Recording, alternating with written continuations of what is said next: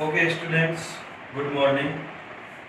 Numerical question संख्या 8 numerical question संख्या 8 की काफ़ी लंबे टाइम से डिमांड थी। ध्यान से देखें, प्रैक्टिकल बड़ा क्वेश्चन है। ए बी सी 3 2 1 में पार्टनर थे। ये अपने ए बी और सी 3 2 1 में पार्टनर थे। आगे बोल रहा है ए ने प्रत्येक माह के प्रारंभ में 2000, इसने प्रत्येक माह के प्रारंभ में 2000 रुपए। फिर नेक्स्ट बी ने 1000 रुपए प्रत्येक माह के मध्य में।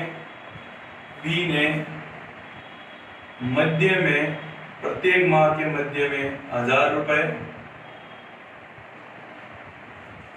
और सी ने प्रत्येक माह के मध्य में 1000 रुपए का आरंभ किया। सी ने प्रत्येक माह के अंत में 1000 रुपए का आरंभ किया। ओके, सॉरी, ये बुक में आपके 1500 दे रखा है, इंग्लिश में 1500 दे रखा है, हिंदी में करेक्शन कर लें, आंसर इंग्लिश के हिसाब से आएंगे। मध्य में 1500 रुपए प्रत्येक माह में आरंभ किया। पूंजी और आरंभ पर ब्याज की दर 10% वार्षिक है। पूंजी और आरंभ पर rate of interest 10% per annum है। आगे बोल रहा है सी को 800 रुपए प्रति माह वेतन स्वीकृत किया जाता है। ये सी को 800 रुपए सैलरी पर मंथ। हमें 12 महीनों का हिसाब करना है तो 12 महीनों की सैलरी बना देंगे। फिर नेक्स्ट, वेतन घटाने के बाद किंतु सभी तरह का ब्याज चार्ज करने से पूर्व 31 दिसंबर 2016 को लाभ 1,22,150 था। वेतन घटाने के बाद का प्रॉफिट, वेतन घटाने के बाद का प्रॉफिट 1,22,750 रुपए था। ध्यान रखें, ऐसी स्थिति में जब हम P&L अप्रोप्रिएशन अकाउंट बनाएंगे तो सैलरी को वापस घटाएंगे नहीं, क्योंकि सैलरी घटाने के बाद का ही प्रॉफिट 1,22,750 रुपए था। लाभ हानि नियोजन खाता, पूंजी खाते और चालू खाते बनाइए। अब सबसे बड़ी समस्या हमारे पास ये आती है कि जब हम पूंजी पर ब्याज लगाएंगे तो इनकी पूंजी स्थिर नहीं है, बार बार परिवर्तित हो रही है।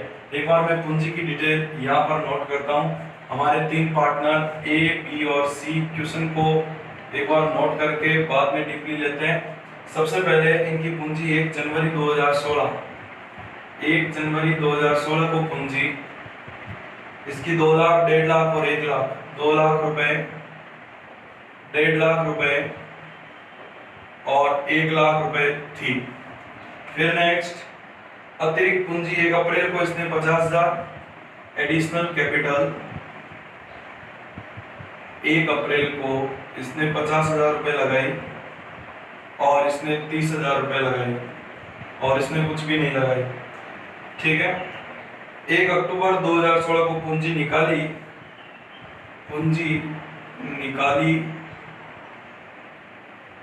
1 अक्टूबर 2016 इसने नहीं निकाली बट इसने 20,000 रुपए निकाल दी। ओके, कोष्टक लगाया, माइनस की अमाउंट है, पूंजी कम हो रही है। फिर नेक्स्ट, चालू खाते का शेष, चालू खाते का शेष 12,200, 5500 और 4100। 12,200 क्रेडिट शेष, 5500 क्रेडिट शेष और 4100 डेबिट शेष। इसके ऊपर क्रॉस कर रहा हूं क्योंकि नॉर्मली का पार्टनर कैपिटल और पार्टनर करंट का क्रेडिट ही होता है, लेकिन प्रश्न में यदि डेबिट दे रखा है तो ऐसी स्थिति में नेगेटिव शेष माना जाएगा। पार्टनर कैपिटल के क्रेडिट के बजाय डेबिट में एंट्री की जाएगी। फिर नेक्स्ट, ऋण खाते का शेष, लोन का बैलेंस 1 जनवरी 2016, पार्टनर लोन 1 जनवरी 16 को ऋण का बैलेंस था 40,000 रुपए। एक खाते में 40,000 रुपए का लोन का बैलेंस था। ओके, प्रश्न 16 है। हमें पार्टनर कैपिटल और करंट विभिन्न प्रकार के क्वेश्चन को आगे गति देनी है। सबसे पहले आप छोटी छोटी चीजों को कैसे क्लियर करें, कैलकुलेशन काफी ज्यादा है। ज्यादा कैसे है? एक तो प्रत्येक पार्टनर प्रत्येक माह के प्रारंभ में, मध्य में और अंत में आहरण कर रहा है, तो आहरण पर ब्याज की गणना करनी पड़ेगी। दूसरे में पूंजी भी इनकी फिक्स नहीं है, फ्लक्चुएट है, अप डाउन होती जा रही है, बार बार चेंज होती जा रही है, तो साधारण तरीके से पूंजी पर ब्याज की गणना हो नहीं पाएगी। तो दूसरा बड़ा इंपॉर्टेंट, पहला वर्किंग नोट बनाता हूं मैं, कैलकुलेशन आप बराबर वर्किंग नोट उतारते रहना, क्योंकि इतना बड़ा साइज का बोर्ड अवेलेबल नहीं है कि सारा काम साथ में हो सके। और एक इंपॉर्टेंट बात बोला तो पर्सन वाले ने, P&L अप्रोप्रिएशन और पार्टनर कैपिटल का है, लेकिन P&L अप्रोप्रिएशन से पहले हमें P&L अकाउंट भी बनाना पड़ेगा। जिसकी वजह क्या है? वजह यह है कि पार्टनर के लोन पर जो ब्याज होता है सूचना के अभाव में 6%, ये लाभों पर प्रभार माना जाता है, और लाभों पर प्रभार का ट्रीटमेंट P&L अप्रोप्रिएशन के बजाय P&L अकाउंट में होता है। तो एक बार ये सारी बात की बातें बना लेंगे हम। पहला काम हमारा, आहरण पर ब्याज की गणना करें। Calculation of working note number first, calculation of interest on drawing. अगली बात ध्यान रखें कि आहरण पर ब्याज की चर्चा के लिए कौन सी विधि काम में लेंगे? औसत विधि का प्रयोग किया जाएगा, क्योंकि राशि और तिथियां दोनों का डिफरेंस समान है। पहली स्थिति में प्रत्येक माह के प्रारंभ में आहरण करता है ये नाम का प्राणी है, एक पहला व्यक्ति, और 2000 रुपये प्रत्येक माह के प्रारंभ में करता है, तो पूरे वर्ष में कितना करेगा? 24,000 इंटू ब्याज, आहरण पर ब्याज की दर 10/100, और जब कोई पार्टनर प्रत्येक माह के प्रारंभ में करता है तो एवरेज अवधि 6.5 लगाई जाती है, बट्टा 12, पॉइंट हटाया, जीरो लगाया, जीरो से जीरो कट गया, 2 जीरो से 2 जीरो, 12 का भाग दिया 2 बार, 20 को 65 से गुणा किया, 1300 रुपए, पहला इंटरेस्ट। ओके, दूसरी कैलकुलेशन, इसने प्रत्येक माह के मध्य में 1500 रुपए का आहरण किया। जब एक माह में 1500 रुपए का आहरण करता है तो 12 महीनों में 18,000 रुपए का आहरण, 12 महीनों में 18,000 रुपए का आहरण करेगा। ओके, 18,000 इंटू ब्याज की दर 10/100 इंटू जब कोई मध्य में करता है तो औसत अवधि कितनी लगाते हैं? 6, 2 जीरो से जीरो, जीरो से जीरो, 1800 में 2 का भाग दिया, 900। तीसरी चर्चा करते हैं सी की, प्रत्येक माह के अंत में 1000 रुपए का आहरण किया, तो पूरे वर्ष में कितने का आहरण किया?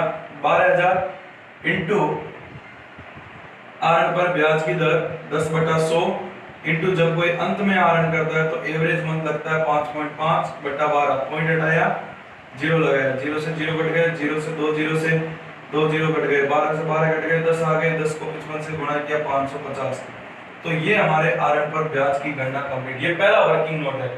इतने बड़े क्वेश्चन को सोल्व करने से पहले आप कहीं पर भी मेन क्वेश्चन के बीच में पसंद न करें क्वेश्चन को, अलग से वर्किंग नोट बनाएं। पहला वर्किंग नोट क्लियर है और मैं इस राशि को यहाँ पर नोट कर देता हूँ ताकि आगे क्वेश्चन की गणना आसान हो जाए। इसके 1300 रुपए आया इंटरेस्ट ऑन ड्राइंग। ओके, इसके इंटरेस्ट ऑन ड्राइंग आया 900 रुपए और इसके इंटरेस्ट ऑन ड्राइंग आया 550। आगे की गणित में हम पूंजी पर ब्याज की गणना करते हैं कि पूंजी पर ब्याज कैसे निकालें और कितना होएगा। सेम इसी प्रकार वर्किंग नोट नंबर 2 बनाएंगे। Working note number 2, working note 2, calculation of interest on capital. पूंजी पर ब्याज की गणना। साधारण स्थिति में पूंजी पर ब्याज की गणना प्रारंभिक पूंजी पर ब्याज निकालने से हो जाती थी, लेकिन अभी पूंजी अप डाउन हो रही है, फ्लक्चुएट हो रही है, तो थोड़ा ध्यान दें। सबसे पहले मैं ए को पकड़ता हूँ। ए की पूंजी पर ब्याज कैसे निकालें? ए की प्रारंभिक पूंजी कितनी थी? 2 लाख। वो पूरे वर्ष भर फर्म में रही, तो 2 लाख पर पूरे साल का ब्याज निकाल लीजिए। 2 लाख इंटू ब्याज की दर 10 इंटू समय अवधि 1 वर्ष बट्टा 100, जीरो से जीरो, जीरो से कट गए, 2000 को 10 से गुणा किया, 20,000 रुपए। ये का फाइनल हिसाब नहीं हुआ, केवल पहली राशि पर पूंजी पर ब्याज की गणना हुई है। फिर इसने एडिशनल कैपिटल कब लगाई? 1 अप्रैल को, और खाते कब बंद होते हैं? 31 दिसंबर को। एक बार पर्सन को पुनः चेक कर लें, खाते बंद होने की तिथि क्या बता रखी है? 31 दिसंबर को ही बता रखी है। ओके, आगे इसका 2 बार में ब्याज निकालना पड़ेगा। 50,000 रुपए पर ब्याज की दर 10/100 और ये 50,000 रुपए फर्म में 9 मंथ की अवधि के लिए यूज हुए। 50,000 1 अप्रैल को लगाए, 1 अप्रैल से 31 दिसंबर तक की दूरी 9 महीने होती है। 0 से 0, 0 से 0, 3 का भाग दिया 3 बार और 4 बार, 4 का भाग दिया 1250 और 1250 को 3 से गुणा किया 3750। तो ये इसका फाइनल ब्याज आया 23,750। समझ में आ गया? अगर पूंजी अप डाउन हो रही है तो कोई बात नहीं, हम 2 किस्तों में पूंजी पर ब्याज की गणना कर देंगे। जो पूंजी जितने टाइम यूज हो रही है उसके अकॉर्डिंग ब्याज निकाल देंगे। फिर नेक्स्ट बी की कहानी को लेते हैं। बी का पहला पूंजी पर ब्याज, इसने 1,50,000 रुपये वर्ष के प्रारंभ में थे, वो पूरे साल काम आ रहे हैं, पूरे साल का ब्याज लगाए 1,50,000 इंटू ब्याज की दर 10/100 इंटू 1, पूरे साल का है 0 से 0, 0 से 0, ये आ गया 15,000। प्लस दूसरा इसने एडिशनल कैपिटल लगाई 30,000 रुपए, वो लगाई थी 1 अप्रैल को। तो ये 30,000 रुपए 1 अप्रैल से अगर काउंट करें 31 दिसंबर तक तो कितना टाइम पीरियड होता है? वही सेम 9 मंथ। 30,000 इंटू ब्याज की दर 10/100 इंटू 9/12, 0 से 0, 0 से 0 कट गया 3 बार और ये भाग गया 4 बार।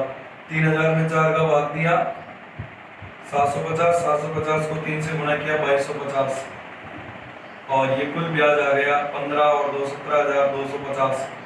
इसी प्रकार हम सी का ब्याज निकालेंगे। सी में विशेष ध्यान रखें, इसने अतिरिक्त पूंजी तो लगाई नहीं बल्कि उल्टी पूंजी निकाल ली है।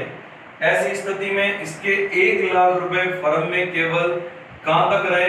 1 अक्टूबर तक रहे। वापस ध्यान से सुने, 1 अक्टूबर को उसने अपना पूंजी का स्ट्रक्चर चेंज कर लिया, पैटर्न चेंज कर लिया। 1 लाख रुपए 1 जनवरी से लेकर 1 अक्टूबर तक 9 महीने फर्म में थे, तो 9 महीने तो 1 लाख पर ब्याज लगाएं और उसके बाद 20,000 निकल गए तो आगे 80,000 पर लगा दें। सी की गणना करते हैं। पहली बार 1 लाख रुपए पर 10% की दर से 9 महीने का ब्याज लगाएंगे। ओके, ये 2 0 से 2 0 कट गए, ये 3, ये 4, ये 10,000 में 4 का भाग दिया 2500 और ये आ जाएंगे 7500। फिर 20,000 रुपए उसने निकाल लिए तो आगे 1 अक्टूबर से 31 दिसंबर तक की पूंजी हमारी 80,000 रुपए ही चली थी। ये 80,000 रुपए इंटू 10/100 इंटू आगे 3 महीने रही 3/12, ये 4 बार, 2 0 से 2 0 कट गए, भाग दिया 200, 200 को 10 से गुणा किया 2000, तो ये आ जाएगा 9,500 रुपए। ओके, अब क्वेश्चन काफी हल्का हो गया है। ब्याज की राशि निकाल ली हमने, आहरण की राशि निकाल ली। ये आहरण पर ब्याज है जो आपको सामने दिख रहा है, आहरण पर ब्याज। और अभी जस्ट हमने वर्किंग नोट नंबर 2 के माध्यम से पूंजी पर ब्याज भी कैलकुलेट कर लिया। इस पर पूंजी पर ब्याज आ रहा है 23,750 और इस पर पूंजी पर ब्याज आ रहा है 17,250 और इस पर पूंजी पर ब्याज आ रहा है 9,500। ओके, ऐसी स्थिति में हम आगे के कार्य को प्रारंभ करते हैं। इस पूरी कहानी को एक बार मिटाता हूं, आप नोट करें। इसी प्रकार आप भी वर्किंग नोट बना बना करके क्वेश्चन को सॉल्व करेंगे। नोट करें इसको।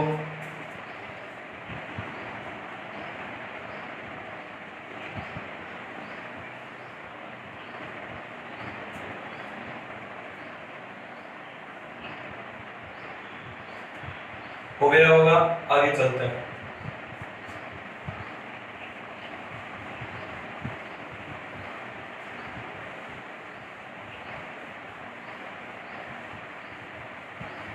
अब हमें ध्यान में रखना है कि जब प्रश्न में पार्टनर करंट और पार्टनर कैपिटल दोनों के शेष दे रखे हो तो दोनों खाते बनते हैं। हालांकि प्रश्न वाले ने बोल भी दिया कि चालू खाते बनाएं, और नहीं बोलता तो भी हमें मालूम रहना चाहिए कि प्रश्न में यदि कैपिटल और करंट दोनों के शेष मौजूद हो तो दोनों के खाते बनते हैं। पार्टनर कैपिटल का हमेशा क्रेडिट शेष होता है और करंट का भी क्रेडिट, लेकिन यदि डेबिट दे रखा है तो उसे डेबिट पक्ष में दिखा देवे। अगली बात, इसने हमें P&L अप्रोप्रिएशन का बोला था, बट हम इससे पहले एक खाता बनाएंगे जिसका नाम है P&L अकाउंट। वजह आपको पता है, यदि प्रश्न में कोई ऐसी मद आ जाए जो लाभों पर प्रभाव उत्पन्न करती हो तो ऐसी स्थिति में उसका ट्रीटमेंट P&L अप्रोप्रिएशन के बजाय P&L अकाउंट में होता है। ओके, आगे हम अभी P&L अकाउंट बना रहे हैं। हमारी मेन दो गणनाएं पूरी हो गई थी, आरएन पर ब्याज और पूंजी पर ब्याज।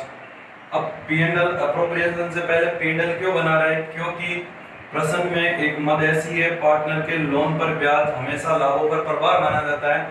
ऐसी स्थिति में हम P&L अप्रोप्रिएशन से पहले P&L बनाएंगे। ये 1,22,150 रुपए, पहले शायद 750 नोट कर दिया, गलती से 1,22,150 है। 1,22,150 में 40,000 पर 6% की दर से ब्याज काटा 2400 रुपए। तो बाकी प्रॉफिट को टू P&L अप्रोप्रिएशन अकाउंट में ट्रांसफर कर देंगे। 1,22,150 में से 2400 गए 0, 5 में से 0 गए 0, 11 में से 4 गए 7, 11 में से 2 गए 9, और ये इधर आ जाएगा 1 और 1, 1,19,750। 1,19,750, 0, 5 में से 0 गए 5, 1 में 11 में से 4 गए 7, इधर 1 बच गया, 11 में से 2 गए 9। ओके, इसके बाद हम बनाएंगे P&L अप्रोप्रिएशन अकाउंट। ये P&L अप्रोप्रिएशन अकाउंट, सबसे पहले समाप्त वर्ष का लाभ जो हमारे को P&L ने दिया था बाई P&L अकाउंट 1,19,750। अब डेबिट में सभी खर्चे, लेकिन ध्यान रखें वेतन को डेबिट में नहीं लिखना है, क्योंकि वेतन घटाने के बाद का लाभ ही दे रखा है। इसने बोला था वेतन घटाने के बाद, तो वेतन को पुनः डेबिट नहीं लिखना है, सीधा इंटरेस्ट ऑन कैपिटल, जिसमें ए, बी और सी क्रमशः 23,750, उसके बाद 17,250, उसके बाद 9,500, 23 और 17 40, 40 49, 49 50,500, बाहर निकाल दिया 50,500।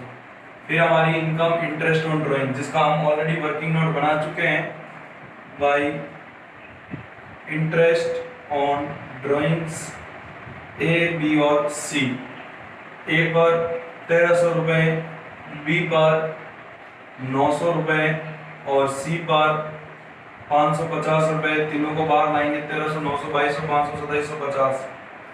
ओके, इसका योग हो जाएगा 0, 5 और 5 10 का 0, हासिल की 1, 7 7 14 और 1 15 का 5, हासिल की हो जाएगी 1, 9 और 1 10, 10 और 2 12, हासिल की 1, 1 और 1 2, 1,22,500 रुपए। 1,19,750 और 2,750 दोनों की टोटल की तो 1,22,500। 1,22,500 में से 50,500 घटाया तो 0 0 0, 12 में से 5 गए 7, हाँ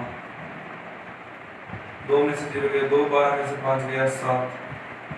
वापस ध्यान से 1,22,500 में से हमने 50,500 घटा रहे हैं, 1,22,500 में से 50,500 घटा रहे हैं, 0 0 0 2, 12 में से 5 गए 7। 72,000 रुपये का प्रॉफिट आएगा। और इस 72,000 रुपये के प्रॉफिट को फाइनली हम कहाँ ट्रांसफर करेंगे? हमेशा करते हैं पार्टनर कैपिटल, बट आज करेंगे पार्टनर करंट अकाउंट में। To partner current A, B और सी, रेशियो था 3:2:1 में, तो 72,000 को 3:2:1 में बांटने पर 72,000 को 3:2:1 में बांट रहे हैं। 72,000 इंटू 3/6, 36,000 रुपये। फिर नेक्स्ट 72,000 इंटू 2/6, 24,000 रुपये। फिर 72,000 इंटू 1/6, 12,000 रुपये। यहाँ तक कहानी क्लियर होती है हमारी P&L अप्रोप्रिएशन। आगे पार्टनर कैपिटल और करंट बनाना है, एक बार आप इतना नोट करें।